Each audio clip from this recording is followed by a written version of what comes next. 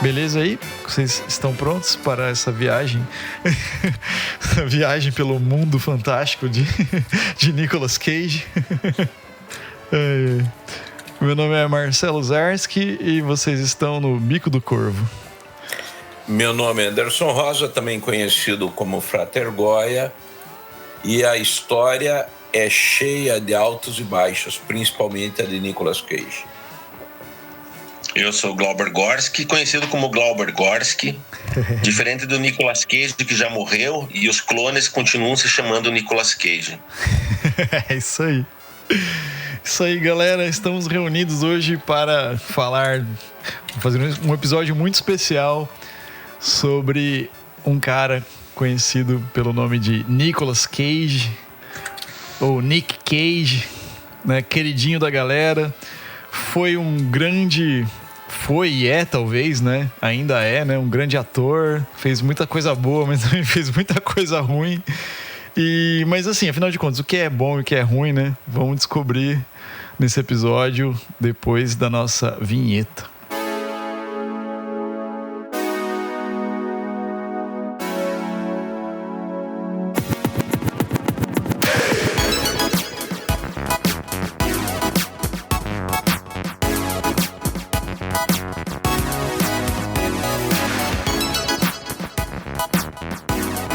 Então, assim, pra gente começar nosso papo, pra você que chegou aqui agora, nunca ouviu falar do Nicolas Cage, não sabe do que a gente tá falando, pô, em que mundo você vive, né? Nicolas Cage é um ator. Nicolas Cage, na verdade, é um apelido, né, do nome do Nicolas King Coppola. Que ele é sobrinho do Coppola, é isso, né? Eu tava falando com o Goya antes. Sobrinho do Francis Ford Coppola, isso. Isso, e se você chegou aqui e não sabe quem é Francis Ford Coppola, vai tomar no cu, né? Porque, porra, né? Francis Ford Coppola é um diretor famoso de cinema, né? Porra, provavelmente as pessoas já assistiram alguma coisa dele, né? Um dos filmes muito famosos do Coppola é O Poderoso Chefão. E o Drácula de Bram Stoker, né? Aquela versão do Coppola lá nos anos 90, né? Então, um cara famosaço. Reza a lenda que o Nicolas Cage não queria usar o sobrenome Coppola pra não, tipo assim, não ser... não ficar sendo comparado ao tio dele, parará, não ter aquele lance de que, pô, é sobrinho do Coppola e tal. Então ele adotou o apelido de Nicolas Cage. E Cage vem de Luke Cage, é isso? Do personagem, né? Luke Cage da Marvel, né? Que ele é bem fã. Ele é fã de quadrinhos, ele é fã de vinil, ele é da velha guarda mesmo. Exatamente, né? Então, esse cara, né? Nicolas Cage. E eu acho que eu vou começar dando um pitaco aqui sobre o Nicolas Cage. Eu acho que vocês vão ter muito mais talvez essência do que eu para falar sobre ele. Mas eu quero falar como que eu descobri o Nicolas Cage na minha vida. Primeiro filme que eu lembro que eu assisti do Nicolas Cage foi um filme... Eu não lembro se é anos 90, mas é o Con Air. Vocês lembram desse filme, Con Air? Não, mentira. Eu vi o Con Air, mas não é o Con Air, o primeiro. É aquele do Alcatraz. Puta, como que é o nome? A Rocha. É The Rock o original também? Isso. A Rocha. Esse filme aí, eu vi esse filme. E daí eu descobri ele lá. Falei, porra, que filme legal, achei legal. No filme ele é um cara um cientista, um especialista em coisas biológicas e tal, químicas e tal. Químico ele é, na verdade. E ele é chamado para ajudar numa operação especial do exército, que é acabar com os malucos que entraram no Alcatraz, aquela prisão famosa que tem nos Estados Unidos, e meio que sequestraram algumas pessoas lá. E estão fazendo terrorismo, dizendo que vão explodir umas bombas e tarará. E eu assisti esse filme e é com o Sir, né? Como que é o nome do Sir? Sean Connery, um dos primeiros 007. É com ele, é muito legal o filme. Eu descobri o Nicolas Cage lá, eu falei, nossa, achei foda. E depois eu comecei a ver que ele tava em outros filmes que eu assistia. Por exemplo, o Con Air, que é muito legal também, que é um monte de prisioneiro que vai ser transportado de um presídio para o outro, e eles estão indo num avião que é uma mega... Ó, o Silvano chegou. Que é uma mega... Salve, Silvano. Olá, boa noite, galera. Cheguei. Boa noite. É isso aí. Então, eu tô contando pra galera aqui as minhas primeiras impressões que eu tive, como eu conheci o Nicolas Cage. Então, assim, daí o Conair, eu falei, porra, Conair, filmão também de avião, que a galera, os prisioneiros, tudo colocado dentro daquele avião, que é uma mega prisão, e dá tudo errado. Daí os prisioneiros tomam o avião, e é isso aí e tal.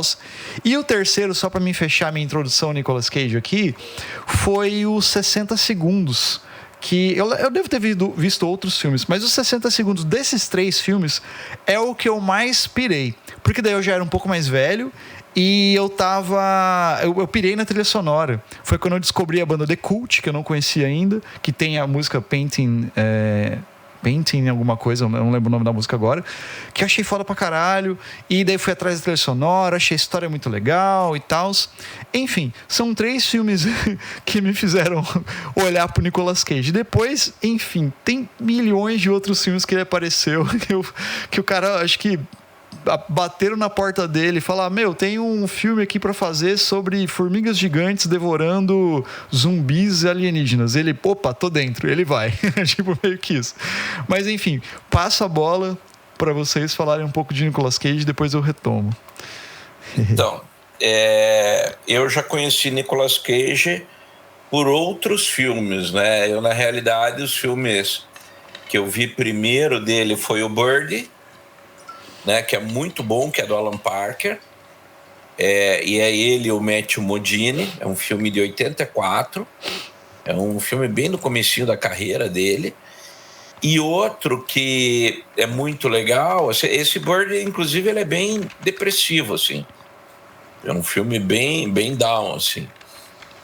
E outro que é muito bom dele, e aí fica entre o tragicômico, né, que é o Arizona Nunca Mais, que é de 87, também é um pouco depois, e ele lembra muito um amigo meu, inclusive até hoje os dois são meio parecidos, na adolescência era igual e na velhice também, e daí esse filme é muito interessante, porque não sei se quem aqui já viu ou não, que é uma história que ele é casado com uma moça, os dois não podem ter filhos, e daí eles resolvem roubar um bebê, né? Então, é um daqueles filmes, e acho que isso foi meio que começo, não sei, o Glauber talvez possa falar melhor da carreira dele, que para mim são filmes que são mais trágicos do que romance, do que aventura, do que qualquer outra coisa, né? Inclusive, assim, esse do Arizona Nunca Mais me passa muito a ideia daquele conceito do, como que é, do branco, Deus do céu, que é aquele que eles tiram sarro, que o pessoal tira sarro do branco de direita, nos Estados Unidos, eles têm um termo para isso. Deixa eu ver se eu acho o termo. Quando você pensa no termo, posso fazer uns complementos sobre esses filmes? Claro, por favor. Tá, eu acho que o Zarsky pegou bem. Eu recomendaria para quem, caso alguém nunca tenha visto um filme do Nicolas Cage, que eu acho bem pouco provável, já que ele faz tanta coisa e a maior parte são coisas mais pop, mas a carreira dele, principalmente ali anos 80 e 90, ele ficou muito nos filmes um pouco mais artísticos, né? Os citados, né, pelo Goya, né? O Bird. O Arizona Nunca Mais é dos irmãos Coen, né? É uma comédia de humor negro.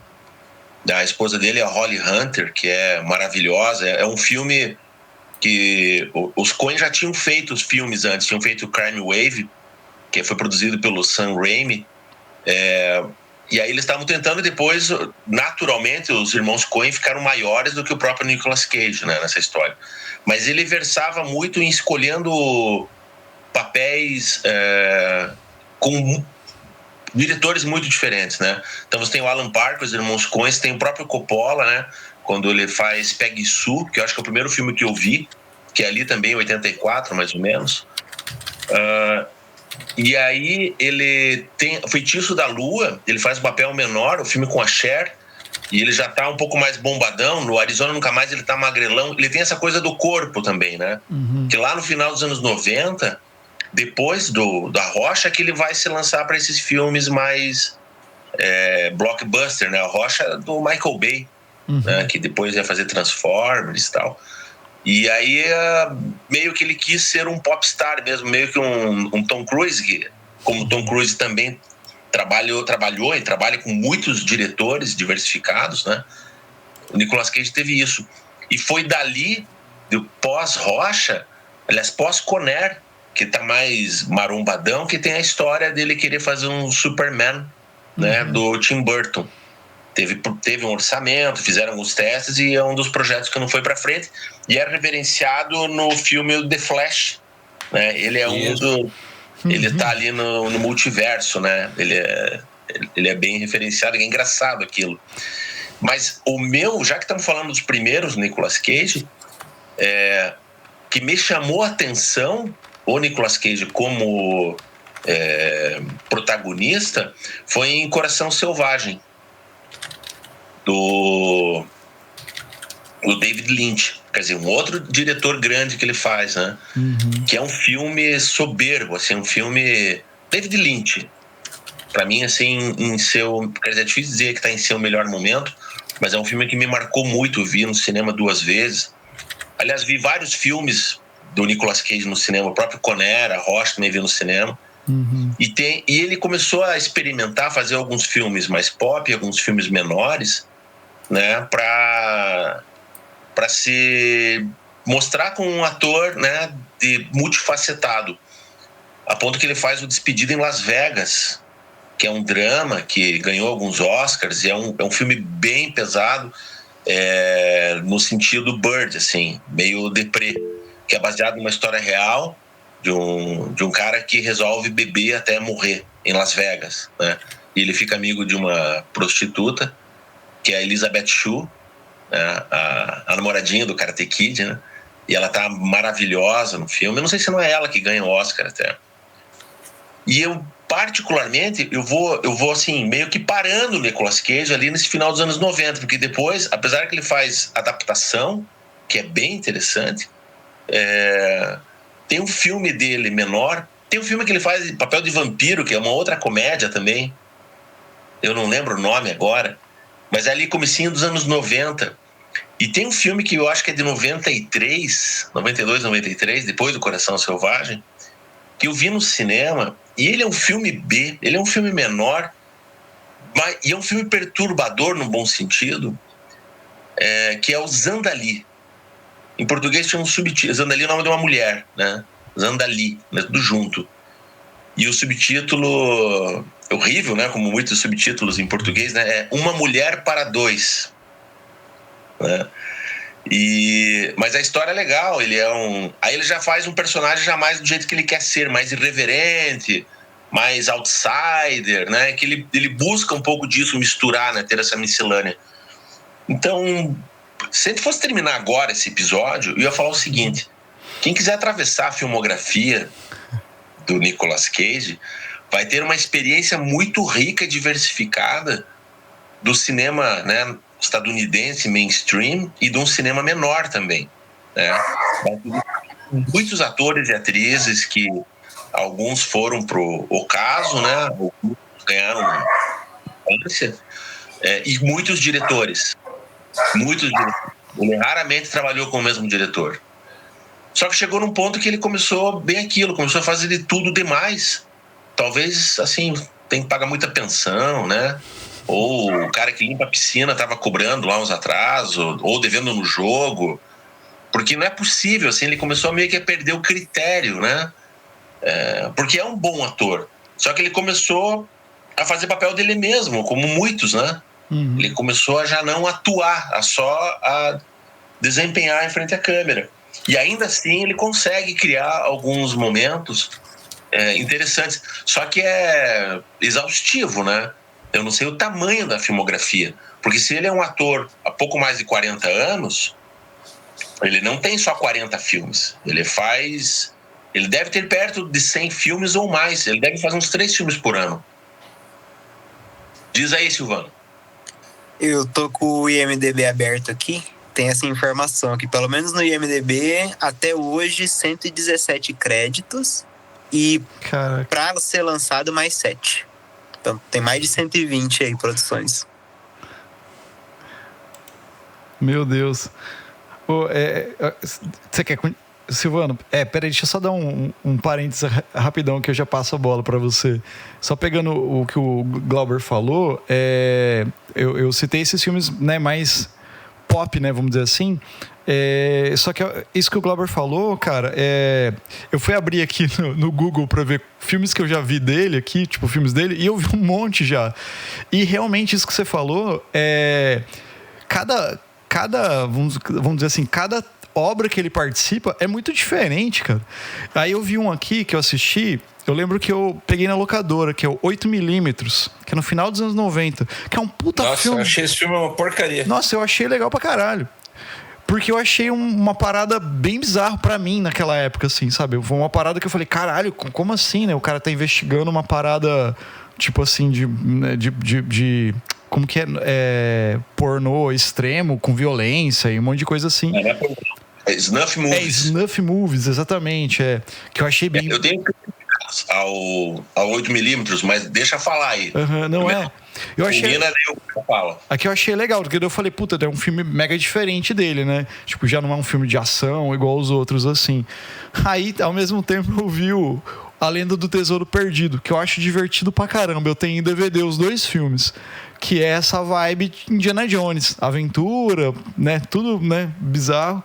Aí tem Cidade dos Anjos, que é, vamos dizer assim, a versão americana lá do filme alemão, que ficou famosaço também. E O Senhor das Armas, que é um filme já um pouco mais dramático ali e tal, que eu achei bem legal também. Daí você vai assistindo esses filmes, eu tava lembrando, é diferente cada filme desse, cara.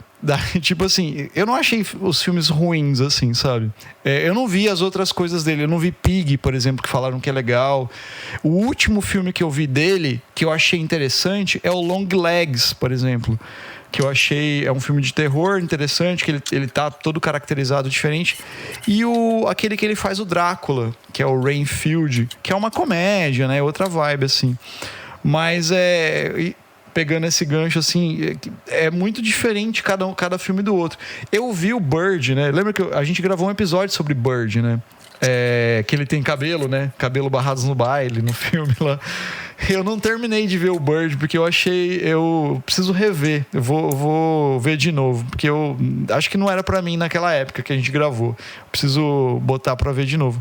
Mas ao mesmo tempo que ele fez todos esses filmes que vocês citaram, que são filmes bons, ele fez esses outros filmes e é muito diferente cada filme desse. Então eu concordo com isso que o Glauber falou. Quem for assistir a filmografia, se por acaso conseguir assistir, do Nicolas Cage, vai passar por um monte de obra muito diferente uma da outra, assim, sabe? Era isso que eu queria... Mas é que eu acho que às vezes ele queria também passar versatilidade, né? Talvez. Tipo assim, eu sou o ator mais versátil. Tipo, que na época também tinha aquela coisa do Kevin Bacon, né? Que todo mundo... Kevin Bacon fez filme com todo mundo de Hollywood. Você pode... Não sei se já viu isso. Não. Mas tem um site que você abre e aí tem lá quem já fez filme com Kevin Bacon. Você pega qualquer ator aleatório, aí ele puxa e você vai ver que o cara tem filme com Kevin Bacon. Ele teve alguma história com o cara. Olha, eu tenho uma teoria de que o Pedro Pascal é o novo Nicolas Cage. Porque ele...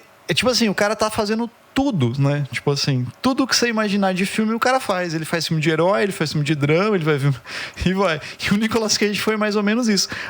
Porque ele fez lá o filme de anti-herói, que era o Motoqueiro Fantasma também. Que o primeiro eu achei legal, o segundo eu já não gostei. Enfim, eu gosto desses pastelão. Inclusive, falou do Pedro Pascal, tem um dos últimos filmes com o Pedro Pascal, né? Também, que é um filme mais ou menos que tira um sarro da carreira dele, né? Tem essa metalinguagem aí. Mas fala, Silvana, eu cortei você aquela hora e não parei mais. Foi mal. Não, tô tranquilo, eu só ia comentar essa questão da quantidade de filmes mesmo, porque o meu repertório de Nicolas Cage, ele é só dos anos 2000 pra cá, né? Infelizmente, eu acho que o primeiro filme que eu assisti dele, que eu lembro, assim, além de Motoqueiro Fantasma, bem gurizão, foi O Vidente. E eu achava genial. No último podcast que a gente falou sobre isso, eu comentei que eu não queria reassistir, porque provavelmente é um filme muito ruim e eu não quero estragar a memória que eu tenho dele na minha cabeça. Mas pra mim, eu achei um filme, tipo assim, o cara vê o futuro e aí ele trabalha como mágico e aí, nossa, pra mim é muito, muito genial, assim, quer dizer, pro Silvano de 8 anos de idade que assistiu esse filme, é muito genial. O Silvano de hoje talvez teria algumas críticas, mas aí eu não reassisto. Mas eu lembro de Senhor das Armas. Eu acho que o filme que mais, assim, que eu assisti, falei, nossa, isso daí é bacana. E complementando o que o Glauber falou, eu acho interessante, assim, ele ter essa versatilidade, ter filmes bastante diferentes, com vários diretores. E aí me ocorreu aqui um pensamento que ele não é o cara muito da franquia, né? Não tem filmes que tem continuação um do outro.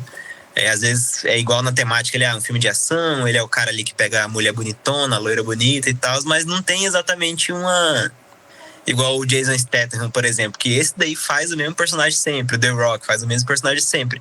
Ele ainda é meio com a caricatura de si mesmo, mas ainda tem uma diferença, sabe? Tipo, os últimos filmes, se você for olhar Rainfield, o Homem dos Sonhos, o Cara dos Sonhos, eu não sei como ficou na versão brasileira do filme, e o Peso do Talento, todos eles praticamente ele é o Nicolas Cage, mas ele é um Nicolas Cage diferente também, né? Então eu acho que é interessante pontuar, assim, que não é o cara que fez muitas franquias, continuações. Acho que só tem o Motoqueiro Fantasma que eu consigo lembrar agora. Tem A Lenda do Tesouro Perdido, tem 2 filmes, né? Que eu acho que é só também. Eu não vi outras continuações também. Mas eu acho legal. E a questão da variedade mesmo, da quantidade, eu acho que é o Pix mesmo. Chegou o Pix e aí Estados Unidos a saúde é muito cara, a galera tem que garantir a aposentadoria. Eu acho que não sei se é alguma coisa para se provar, assim, eu vou me provar ser um cara que muda, vai. Tipo o Adam Sandler fazendo Joias Brutas. Não, eu acho que é mais um negócio mesmo de Pix mesmo. Estão chamando, tem agenda, eu vou. Deve gostar de fazer e mandar bala. Pagou, tá fazendo. Vocês assistiram o Pig dele? Eu não vi esse daí. Falaram que é bom. Eu não vi esse ainda. É o que ele tem um porco, é isso, né? Isso. Eu tô ligado, mas eu não vi. Mas eu concordo com esse lance da grana. Eu acho que é o que o Glauber tava falando. O piscineiro cobrou caro. Eu acho que os caras, tipo assim, pagou, vamos aí, eu quero fazer, sabe? É meio que... Eu tenho esse pensamento, assim, cara. E eu acho que o Pedro Pascal é a mesma coisa. Fala, Glauber. Falando, agora começar a abrir o arcabouço aqui. Não estrague meu filme 8mm que eu assisti quando era adolescente, tá? Eu tenho aquela memória. Pode falar mal dele, mas eu vou fazer só uma nota de rodapé do 8mm. Beleza. Aqui. Agora pode complementar com o ponto de vista dele, tá?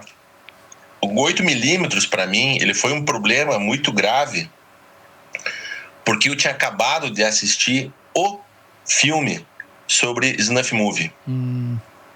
Entendeu? É um filme espanhol do Alejandro Amenábar, que depois faz o Preso na Escuridão, né, que é filmado, e é um filme de 94, 95, chamado Tesis, né, tese de doutorado, Tesis, né, em português chamado de A Morte ao Vivo. É um thriller sensacional. O ator, um dos principais ali, é o Eduardo Noriega. Eduardo Noriega depois fez Nove Rainhas, fez filme lá com o Schwarzenegger, virou vilão em Hollywood.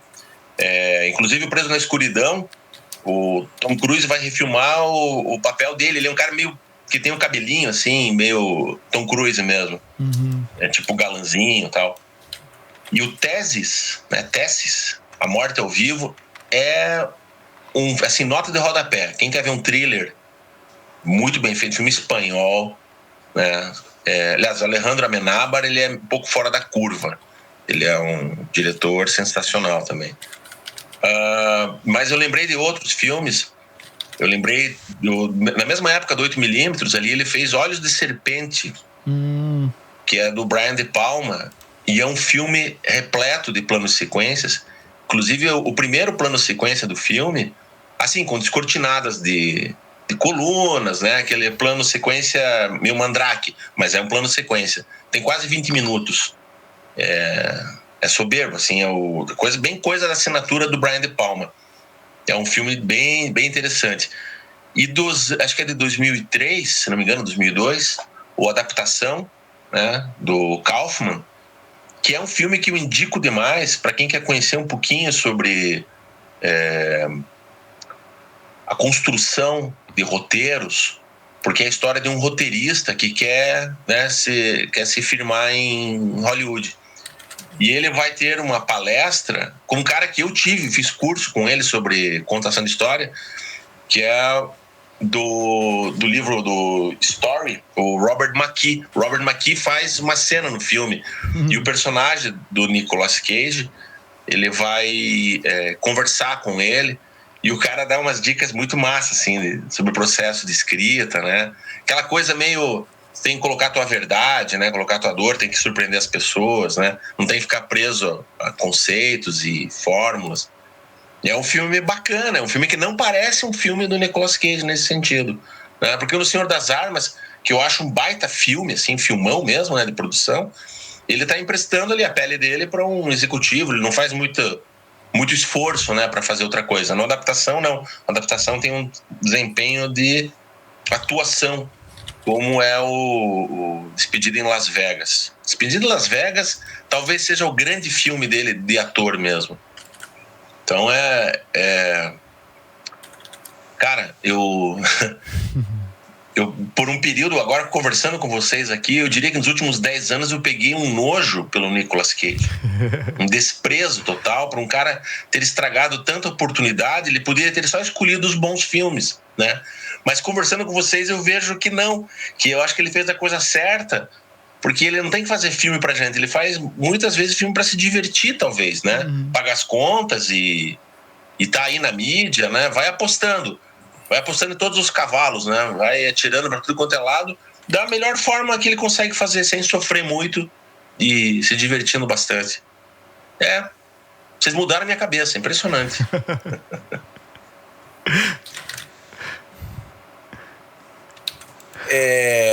Então, eu ia falar que você deve se lembrar do Omar Sharif, né? O Omar Sharif também, ele é um cara que ele fazia filme para pagar dívida de jogo, né? Exatamente. Um baita ator, um grande ator, e daí, quando ele arrumava, a dívida ficava muito grande em Las Vegas, ele ia lá e fazia um filme. E aí podia ser uma bosta, ele ia lá e fazia. Só para, como diz o Silvano ali, só para vir o Pix.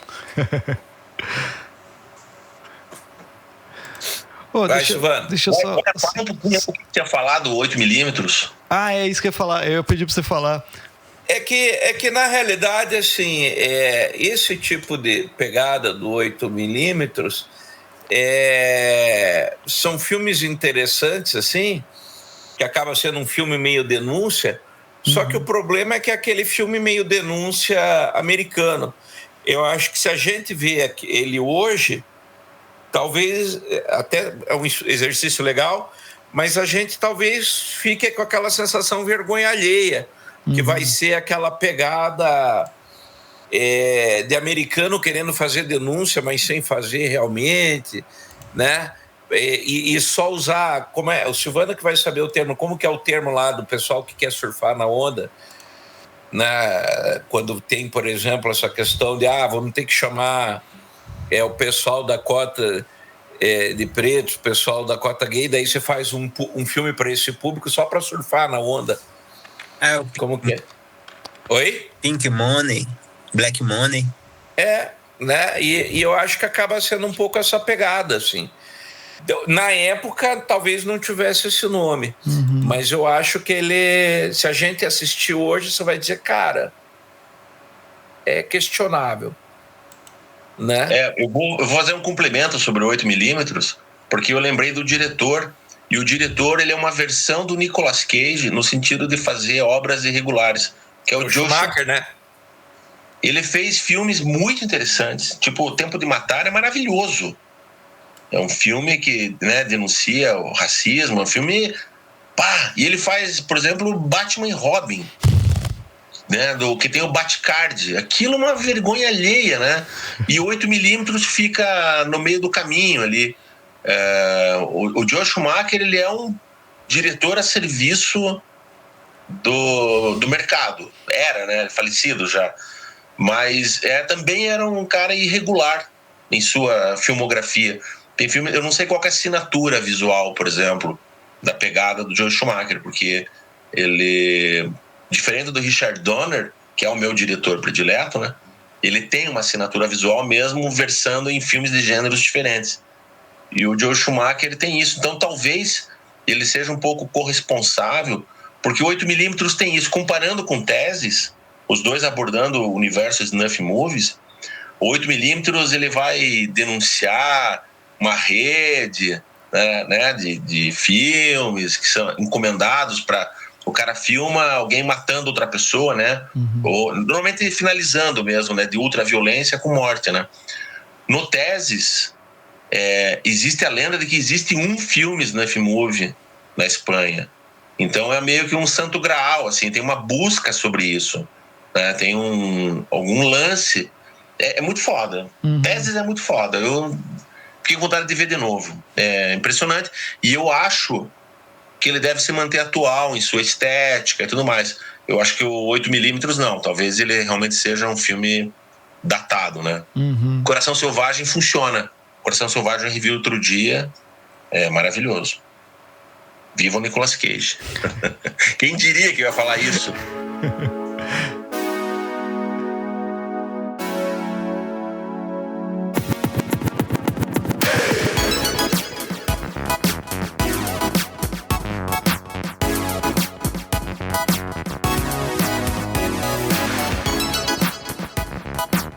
Enquanto o Silvano tá entrando ali, acho que ele caiu.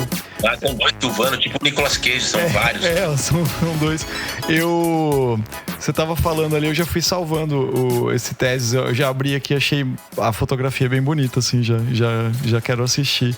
O Coração Selvagem, eu preciso assistir, cara, não vi ainda. E aquele do Arizona Nunca Mais eu já tinha visto. Aquele filme é bom, eu gostei bastante. Achei interessantíssimo, assim. Mas o 8mm é o que nem eu te falei. Naquela época, pra mim, eu falei, nossa, que filme legal, né? Mas eu imagino que se eu assistir de novo, eu vou falar, putz, é estilo filme daquela época, né? Que você assiste e fala... É aquilo ali... Tem uma leva de filmes começo dos anos 2000 ali... O Kevin Bacon fez uns assim também, que são uns filmes meio iguais, né? Tipo assim, uma investigação. Naquele episódio de filmes de espírito, a gente falou de alguns filmes do Kevin Bacon, que eu confundi até os nomes. Vozes do Além, Ecos do Além, não sei o quê. Então, é tudo mais ou menos parecido, né? Então acho que tinha um pouco daquilo ali. Mas o que me surpreendeu na época era ter esse fato, né? Do estilo de filme snuff e tal, que pra mim era uma parada muito, muito absurda. Provavelmente eu vou achar o Teses muito foda. Acho que o Silvano voltou. Fala aí, Silvano. Eu ia falar da questão da diversão, porque se você olhar assim algumas produções, né, e olhar as datas delas, foi um tempo muito curto para produções muito diferentes.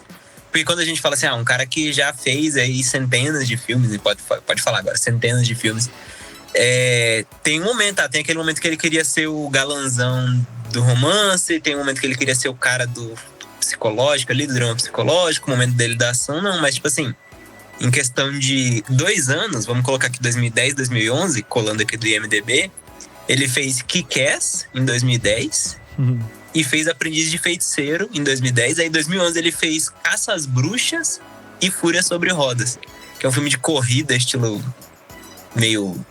surfando na onda dos filmes de corrida da época ali, mas Fúria sobre Rodas, Caça às Bruxas, Aprendiz de Feiticeiro e Kick-Ass. Em 2 anos ele fez esses 4 filmes. E tem mais nesses mesmos anos, mas assim, é muito diferente. Então aí eu acho que reforça essa ideia de que ele só tava metendo louco mesmo, fazendo um filme que ele gostava de fazer, ou tinha algum amigo, ou tinha a grana ali suficiente. Kick-Ass eu sinto que ele tava bem assim, tava bem confortável com o personagem, apesar de ser um personagem loucão também, com a Hit Girl lá, com a Fit Girl, não lembro agora, é Hit Girl. E desses outros eu não lembro muito bem, eu lembro só do Aprendiz de Feiticeiro. Caça às Bruxas eu não faço ideia, totalmente esquecível. E Fúria sobre Rodas também, mais um filme de corrida genérico. Mas eu acho que reforça essa ideia de que, tipo assim, ele não tava na vibe de, vou fazer filme de ação agora, porque eu quero ir com minha carreira nesse... Era mais assim, cara, sair daqui, tira essa peruca, bota o outro, entra dentro do carro, pega a varinha bota o colã de super-herói e vamos meter o louco e vamos fazer o que a gente quer.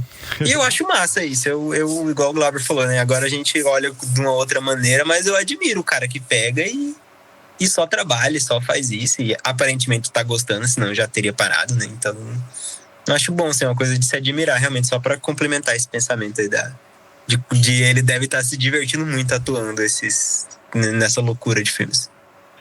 Ele é uma versão B, assim, mais rápida e rasteira do que o Tom Hanks. Tom Hanks tem um pouquinho disso também, de experimentar de tudo um pouco, né? Só que Tom Hanks tem um pouquinho mais de critério, nem sempre é certa, mas tem um pouco mais de critério, né? Não tem essa super exposição. O Kick-Ass, só fazendo um adendo antes do Goya falar, o Kick-Ass pra mim, quando eu vi, também vi no cinema, cara, tô lembrando de tanto filme que eu vi dele no cinema, eu achava que não tinha mais visto mais nada. O Kick-Ass pra mim foi meio que uma oportunidade dele fazer meio que um Batman ali, né? Ele é o pai da Hit Girl e com aquela roupa, né, de Vingador Noturno. Então tem um pouco desse de dar o troco nessa oportunidade que ele não conseguiu levar adiante. E o projeto do Superman, cara, eu ficaria curioso pra ver aquele Superman dele. É um Superman que tava nos quadrinhos. E, enfim, também as coisas tá sujeito a tudo, né? Inclusive a ter projetos cancelados. Eu nem sei o que ele tá pensando em fazer agora pra frente desses filmes que o MDB aponta aí.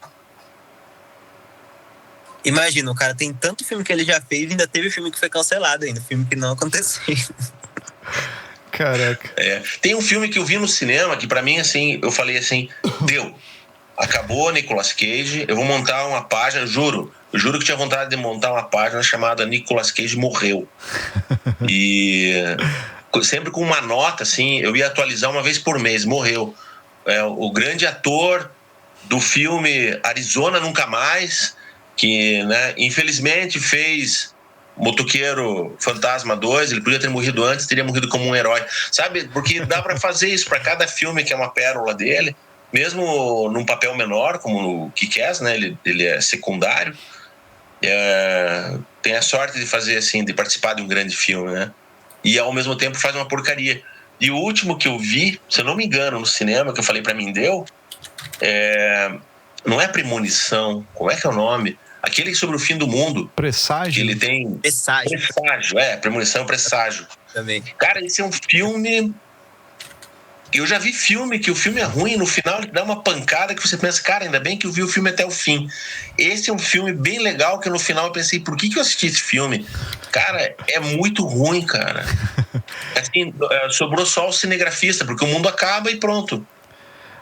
É o Presságio ou é o Vidente que é baseado no... Então, mas assim, é o Presságio ou é o Vidente que é baseado num conto do Philip K. Dick? Acho que a Ludmilla falou uma vez. É o Vidente. É o Vidente? Eu entendo que o Presságio seja. Não tem como, é muito ruim mesmo.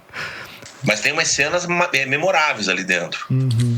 O acidente de avião é uma coisa absurda, é um plano sequência que tem. O avião corta uma rodovia, assim, pelos carros. Você deve ter visto isso. Eu devo ter assistido esse filme, mas não lembro. Vale ingresso do filme, vale 2 ingressos. Mas o resultado final do filme é lamentável. Tipo, o mundo acaba e não há nada que você possa fazer para evitar isso. E vai todo mundo pro Éden. Eu não sei que tipo de religião prega aquele tipo de olhar, se são os adventistas, os mormons, mas tem um tom assim, sabe, de apocalipse com aquele, né, do arrebatamento, as crianças todas, né, são arrebatadas, os escolhidos, e o resto vai ficar por aí mesmo, e o planeta vai explodir e acabou. Dei um spoiler, para que vocês não assistam. Me agradeço, por favor. A não ser que alguém tenha gostado, aí me explique também. Eu não sei se eu confundi, mas eu acho então que a gente tá falando de 2 filmes, porque tem o Apocalipse e tem o Presságio. Então, não, isso é o Presságio. E o Apocalipse que tem arrebatamento, não é? O Presságio é aquele da cápsula do tempo, que eles escrevem e colocam na formatura lá de 20 anos atrás, e ainda faz uma cápsula do tempo e enterra. Eu acho que é isso que você tá falando, Glauber. É o Apocalipse, é Left Behind, a última profecia. Eu acho que... A última profecia? Pode ser. Eu acho que é esse aí que você tá falando.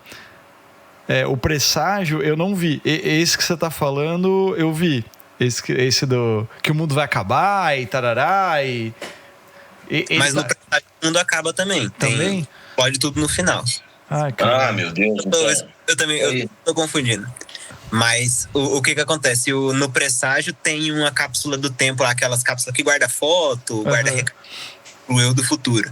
Aí eles enterram isso por 20 anos e nessa cápsula, 20, 50 anos, nessa cápsula tem tipo uns códigos que revela quando que o mundo vai acabar. Tipo, agora vai ter um terremoto, agora vai ter um desastre de avião, um negócio assim.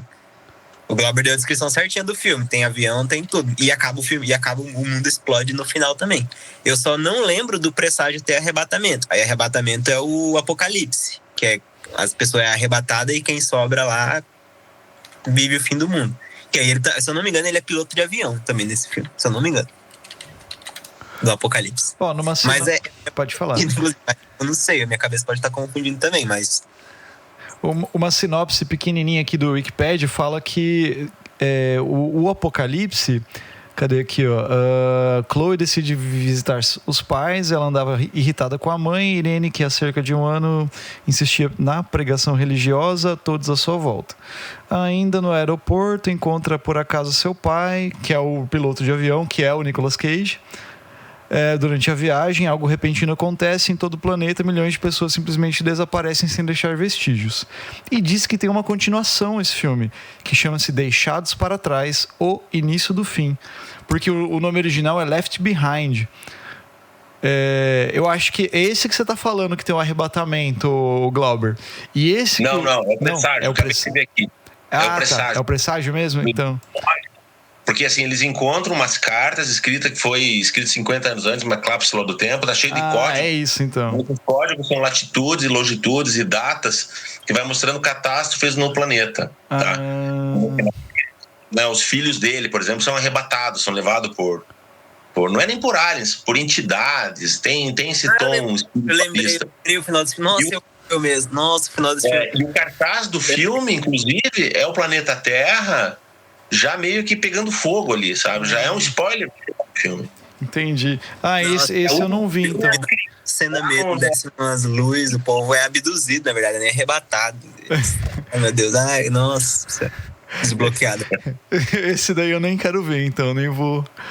Eu tava meio... Bora, tem que pagar essa promessa.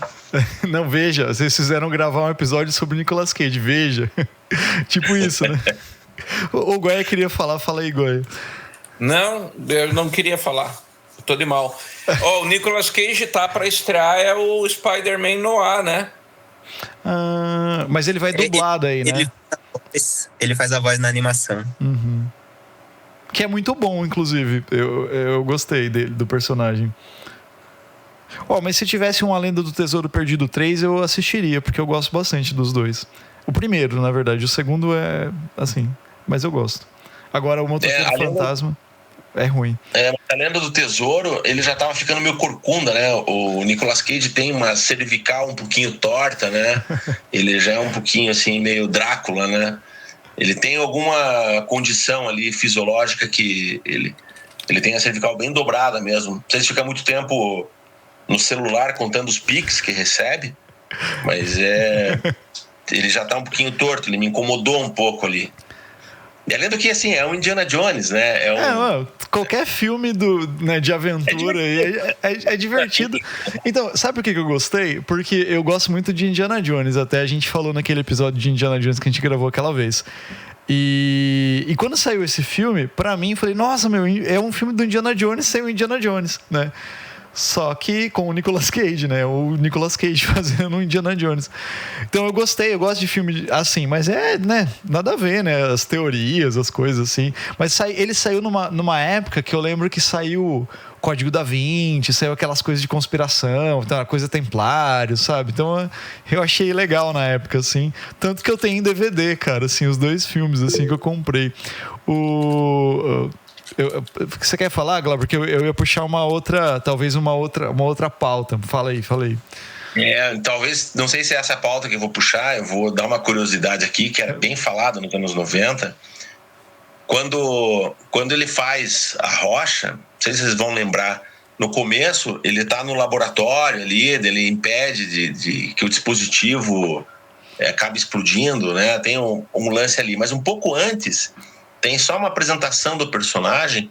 Ele recebe no lugar onde ele trabalha, recebe uma encomenda. Essa encomenda é um LP dos Beatles, que ele pagou $500, uma coisa assim. E o cara que trabalha ao lado dele falou, cara, 2 coisas. Primeiro, por que, né? Tem CD, para que você vai comprar um LP? Ele olha com ódio pro cara, né? O cara não entende a qualidade do vinil, né? E outra coisa, ele fala, não posso mandar entregar em casa porque eu sou casado, minha mulher não entende isso. E casualmente, essa é uma piada da vida dele. Ele foi casado com a Patrícia Arquette. E ele falou depois, não sei se tripudiando ou não, né? Publique-se a lenda. Mas ele falou que um dos motivos foi porque ela começou a se desfazer dos LPs, da coleção de LP dele. Que ela achava aquilo tudo muito lixo, jogar dinheiro fora. Então, eu não sei quanto que tá o LP hoje lá, mas, né? Talvez seja bem caro, por isso que ele tem que trabalhar tanto. Ele é um fã, né, desse tipo de coisa. E uma outra curiosidade desse período, que ele era casado com a Patrícia Arquette. Patrícia Arquette é uma atriz que eu considero sensacional. Ela tá no Ruptura, né? Já tá mais madura no Ruptura.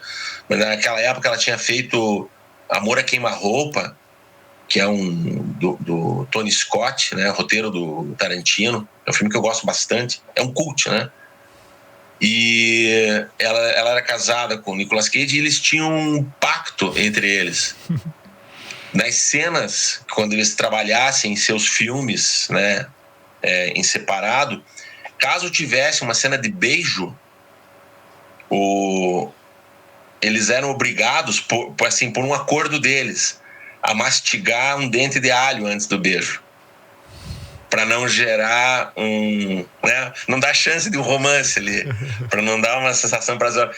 E isso é uma lenda que eu achei bem curiosa, assim, era um combinado entre eles, porque ela é meio maluca mesmo, a Patrícia Arquette, né, irmã da Rosanna Arquette, que é outra doida, sensacional. Eu era apaixonado pelas duas. Pela Patrícia ainda sou, assim, tenho um crushzinho por ela.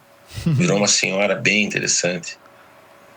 Mas depois não deu certo a relação deles. Eu nem sei, porque eu não me ligo muito nas vidas amorosas, né, de atrizes e atores. Mas como os dois eram atores e essa história saiu assim na mídia, fica aqui uma curiosidade. Não procurem saber se isso é verdade. Comprem a lenda. Ela é bem divertida. Só complementando essas nerdices do Nicolas Cage, que era isso que eu ia falar, dessas coisas assim. A Patrícia Arquette, ela tá no Ruptura, né? Tá na série Ruptura, né? Aquela atriz lá. Puta, tem um filme dela que eu achei muito legal. É Estigmata, que é com ela? Que é né? Eu achei bem legal esse filme na época, assim. A gente falou sobre ele no episódio passado aí, sobre filmes de religião e tal. Mas o que eu ia falar, mano, o cara é tão nerd que, bom, o nome dele ele colocou, né, Nicolas Cage por causa do Luke Cage, que é o personagem dos quadrinhos que ele gosta. Tem um filho dele que tem o nome de Kal-El. Kal-El Coppola Cage. Kal-El é o nome original do Superman nos quadrinhos, é isso, né?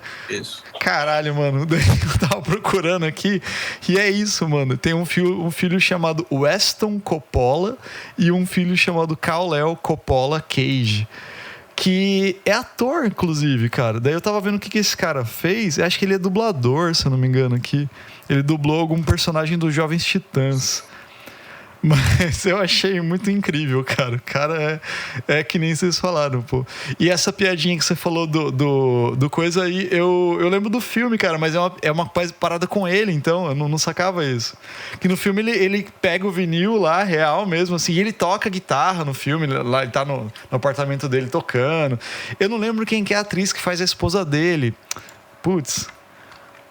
No filme, ela aparece em alguns momentos lá. Ela tá há bastante tempo. Deixa eu achar aqui. Eu vi outras coisas com ela também. Clary Forlani. Será que é essa daqui? Não. Puta, não é essa aqui. Eu não sei quem que é a atriz. Enfim, mas era sobre essa curiosidade nerd que eu queria falar dele, do filho dele chamado Kal-El. Kal-El.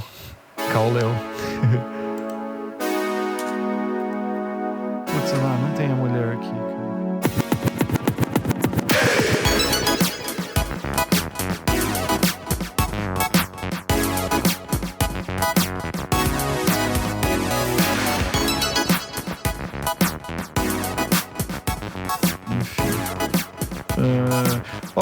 Outra coisa, vocês concordam com essa ideia de que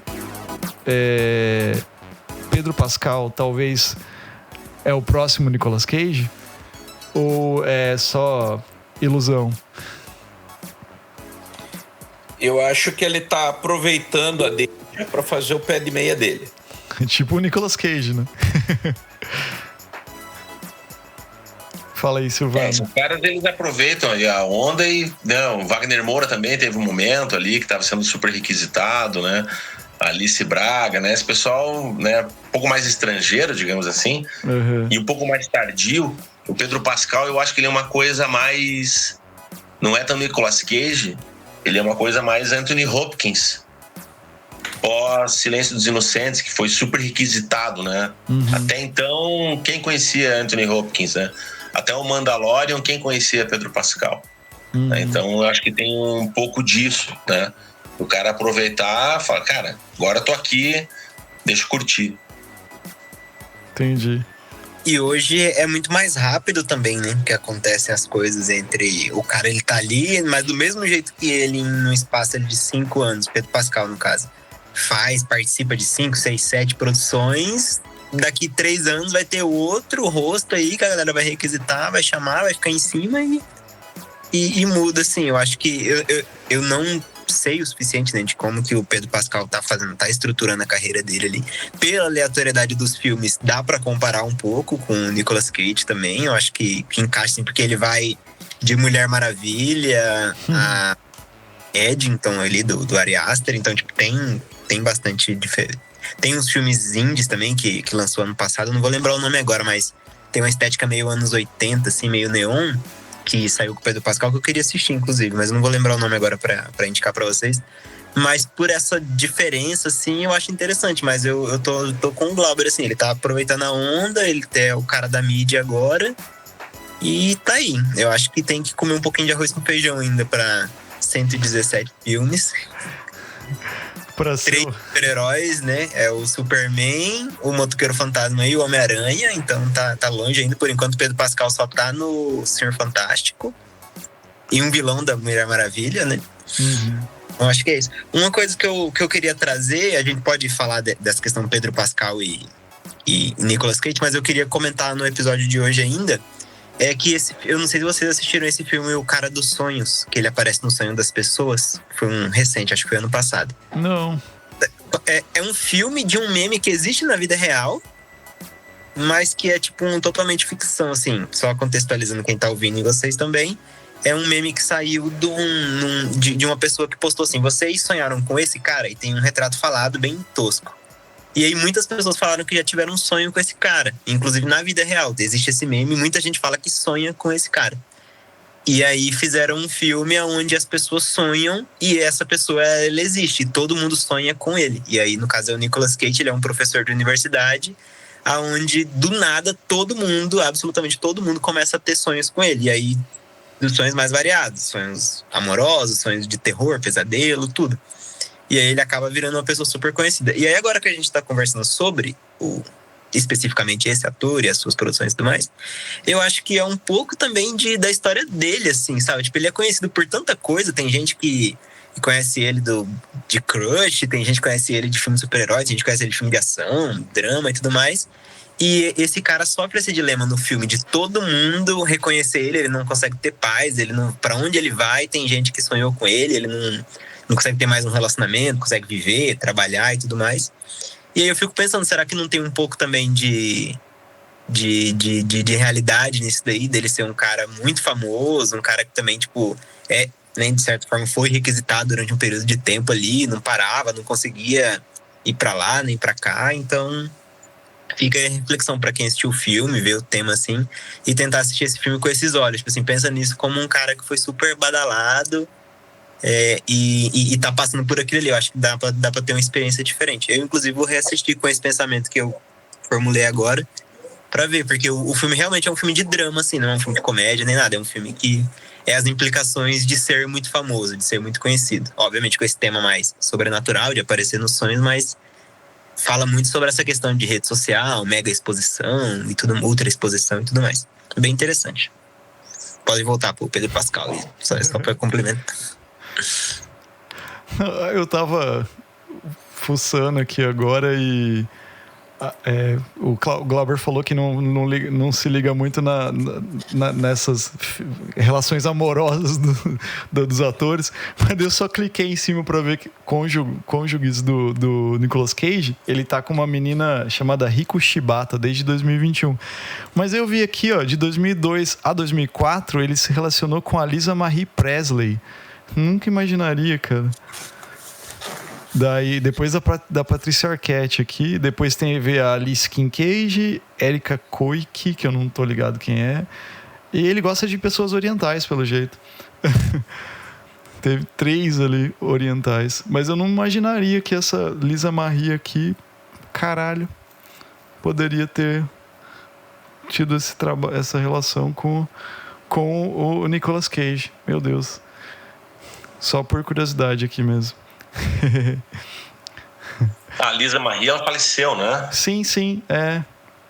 Acho recente, né? Ou seja, ele já é até além de tudo, né? Sim, foi meio recente que ela faleceu. Mas eles tiveram uma relação de 2002 a 2004. Foi 2 anos. Ela faleceu em 2023, né? Se não me engano. Deixa eu comentar num filme, assim, só em passant, só para dar uma polemizada, que é um filme meio queridinho, meio pop aí, e assim, eu acho que, dadas as proporções, assim como o Goya desprezou bastante 8mm, eu desgosto de 8mm, mas tem um filme que também vi no cinema e eu achei assim, uma porcaria, e é endeusado, e falaram que fazer até continuação, tá anunciado já há algum tempo, que é A Outra Face. Ah, tô ligado. Eu não consegui engolir, cara, de verdade, pelo todo do filme. Eu não gosto do diretor, do John Woo, eu acho ruim a cinematografia dele, mas ele é um cara paparicado, né? Tem aquela coisa meio Tarantino, né? Que eu já olho um pouco de desconfiança também. Mas eu queria saber de vocês, será que é uma coisa minha não gostar da Outra Face? Vocês gostaram? Cara, Silvano. Vai, Silvano, tá primeiro aí. Conta aí um pouquinho do que é a história, só para o pessoal entender. A Outra Face... Quer que o Silvano conta ali, vai lá. Eu tava com a mão levantada da outra vez, só esqueci de abaixar. Eu não assisti A Outra Face, mas eu concordo com o comentário do diretor, John Woo. Então, A Outra Face, só para quem não conhece, é um filme com o John Travolta e o Nicolas Cage, que é um mega vilão e um policial que os caras fazem uma cirurgia para trocar o rosto um do outro. Daí o vilão fica sendo o policial e vice-versa. E daí o cara tem que entrar dentro dessa, vamos dizer assim, como se fosse um espião dentro do rolê de cada um ali para pegar o cara. Eles fazem essa cirurgia para trocar a face dos caras e é isso. Você começa o filme achando que o Nicolas Cage vai ser o vilão. Na verdade, ele é o... Você olha ele como o mocinho daí, na verdade, né? Porque ele troca a face com o John Travolta, né? E... Cara, eu assisti esse filme há muito tempo atrás. Eu sinceramente, eu não lembro muito, assim, de coisas do filme. Mas o John Woo, depois eu abri aqui para ver algumas coisas que eu já vi dele. O Alvo eu assisti. Teve uma época que eu assisti vários filmes por causa do meu pai e do meu tio, que eles locavam os filmes e a gente tinha que assistir o que eles locavam, né? Antigamente, para quem não sabe, antigamente a gente locava filme e tinha uns planos de assinatura nas locadoras. Não sei como é que era aí em Curitiba também, Glauber, mas acho que devia ser a mesma coisa. Você pagava por mês e você tinha direito a pegar tantos filmes por dia, vamos dizer assim. Meu pai pegava, todo dia ele pegava filme, passava na locadora e pegava. E daí ele locava todos esses filmes que ele curtia assistir. Todos os filmes de ação que lançavam e tal. Então eu assisti muito filme assim. O Alvo foi um deles, né? A Outra Face foi um também. E todos são do John Woo. E eu nem sabia quem era o John Woo até então que você falou. Mas eu senti que acho que é um filme... O Monge à Prova de Bala eu vi aqui também, que eu já assisti.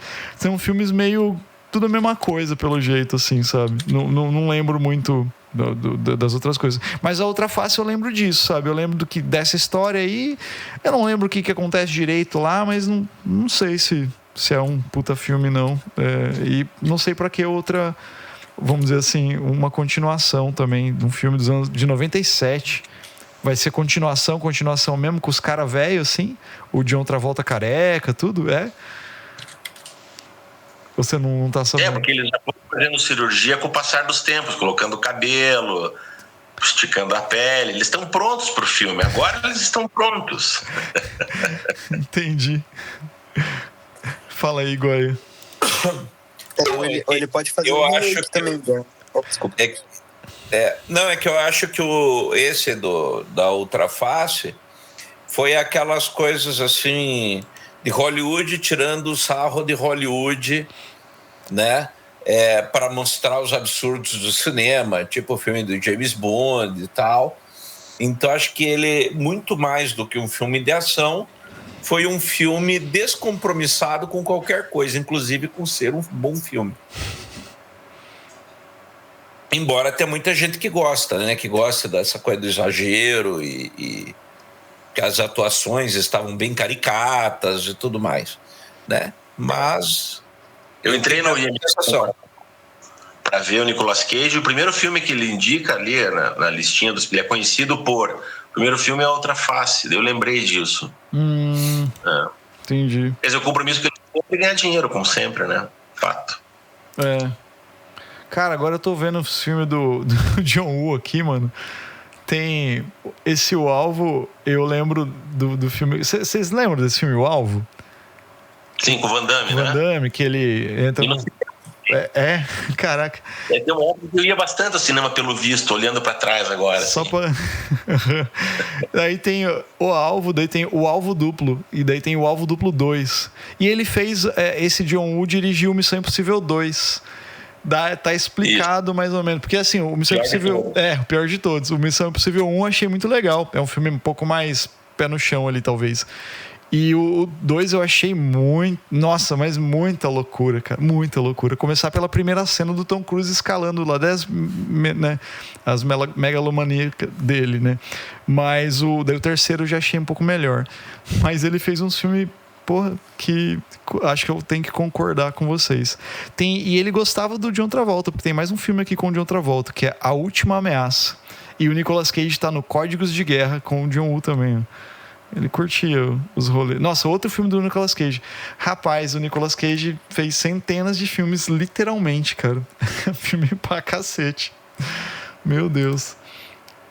Caramba. Deixa eu fazer um comentário aqui antes que eu me esqueça. Eu vou deixar assim agora como sobremesa já, né? Eu acho que indo meio que para os finalmente aqui, eu já não tenho mais muito o que falar, porque daqui a pouco eu vou querer começar a elogiar os filmes do Nicolas Cage. Mas A Rocha foi o primeiro filme que você citou, né? Foi apresentado pela Rocha. Eu acho um bom filme para começar. Casualmente, né, quem está nascendo hoje não assistiu nenhum filme do Nicolas Cage, com o Nicolas Cage, né, ele nem é autor de nada. A Rocha é um bom filme, e A Rocha, ele tem um sabor que quando eu vi no cinema, eu peguei na hora, porque não é evidente, mas está ali. Você sabe que A Rocha, ele é um spin-off dos filmes do James Bond. Porque o Sean Connery, ele faz o papel de um cara condenado, que está há mais de 20 anos. Ele é um inglês, ele era um agente inglês que foi preso numa missão nos Estados Unidos e estava incógnito, então a Inglaterra não podia reclamar por ele. E é o James Bond. Apesar de não ser o nome do personagem nem nada, é o James Bond saindo da aposentadoria. Aquilo pra mim foi um sabor assim maravilhoso, ver esses spin-offs não assumidos, sabe? Tem vários filmes assim, esse pra mim é um deles. Entendi. Nossa, nunca tinha pensado nisso. Eu posso dar um spoiler desse filme? Pode, claro. Posso? A Silvana assistiu? A Rocha? Não, mas eu não me importo, não, pode ir. É que no final, cara, quando dá tudo certo lá, que eles saem de lá e o Sir, né, Sean Connery, ele acaba seguindo a vida dele, né? Porque o Nicolas Cage não denuncia ele, vamos dizer assim. Porque a ideia era ele entrar lá pra ajudar, né? Pra ele, né, conseguir, tipo... Porque ele era o único cara que fugiu do Alcatraz, né? Era isso, né? E daí ele manda uma caixinha, né? Você lembra disso, Glauber? Vocês lembram, Goé? Uma caixinha lá com um monte de coisinha lá de documentos e tal. E o Nicolas Cage tá com a esposa dele numa lua de mel lá que eles se casam. E daí ele pega assim, olha, né, a encomenda e ele fala assim pra esposa dele, dá uma risada e fala: você quer saber quem matou o John Kennedy? Exato. E daí acaba o filme. Daí eu falei, porra, que massa, cara. Daí você falou do 007, eu lembrei disso daí, cara. Puta, muito legal. Esse filme é legal, realmente. Eu indicaria pra quem quiser começar a assistir um filme do Nicolas Cage, concordo com o Glauber. É um filme legal de assistir. Ele tem aventura, tem ação, tem umas coisas, tem comédia ali, tem umas piadinhas, que é muito legal. Ele tá de ação nos 90, né? Tem um vilão, né? O Ed Harris faz um ótimo vilão ali. Sim, é muito legal. Inclusive tem essa coisa, olha só, tem essa coisa dos vilões serem militares, né? Eles querem dar um golpe porque, né, o governo não tá legal. Tem isso por trás da história, né? Tem o lance do discurso do que é ser um americano. Tem isso. Tem. Sabe, esse zeitgeist nosso tá lá. Tem mesmo. Eles querem... Tá parte da história. Eles querem... Ele meio que quer que o governo pague para eles uma quantia em dinheiro por causa do que eles fizeram pro país. Uma coisa assim, né? Uma pira desse... Exatamente. No começo, há um bando de malucos. Sim, é um bando de malucos. É tipo isso, é muito bom. Nossa, é exatamente isso. Bom demais. E aí? Temos um episódio? Alguém quer comentar mais alguma coisa? O Glauber agora gosta do Nicolas Cage, tô ligado que ele vai assistir. Vai terminar o episódio aqui. Vai assistir um filme. Não, tem uma catarse muito boa. Nicolas Cage é um cara que eu acompanho ele no cinema desde que eu comecei no cinema como espectador. É quando ele começou a ir no cinema como ator. Olha aí. Né? Dirigido pelo tio dele, né? Então também é um ator que fui buscar nas locadoras também, então meio que acompanha a minha geração, me lembro no tempo. Ele é de 64, né? 60, por aí. Então ele tá com 61 anos. Tem lenha pra queimar ainda, né? Porque ele nem aparenta ter essa idade, ele aparenta ter aí uns 58 no máximo. Sim. Então tá super bem. Tem cara de ser mais novo mesmo. É isso aí então, galera. Temos um episódio sobre o Nicolas Cage, o Grande. E provavelmente até o final desse episódio, até o final desse episódio, ele já deve ter feito mais um filme para a filmografia dele, até acabar o ano. Os contratos aí. Exatamente, já deve ter assinado. É isso aí, então um abraço para todos e todas e até a próxima.